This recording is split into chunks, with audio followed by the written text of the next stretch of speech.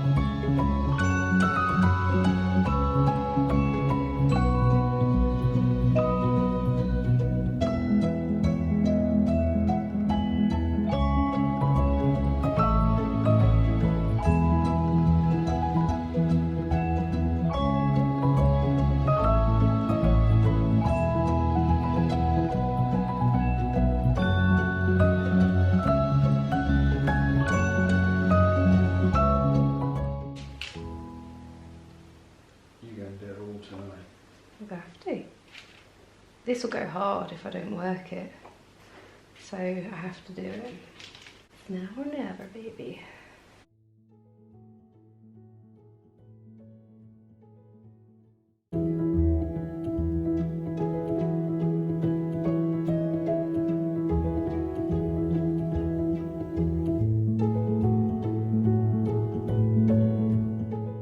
Elmer's slightly different in each one, or whether his patchwork is always exactly the same. I'm assuming it's always exactly the same.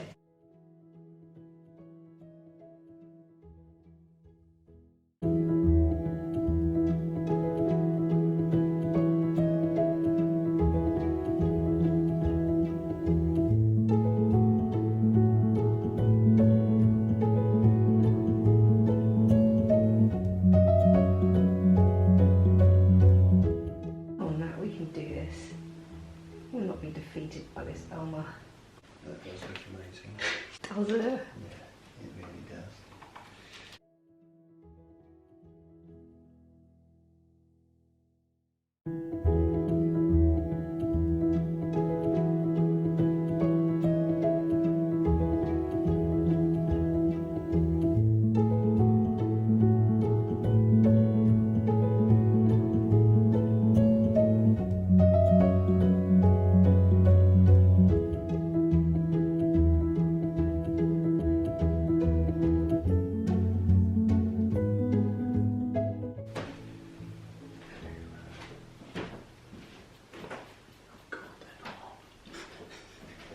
Oh, no wonder it's been a peaceful evening.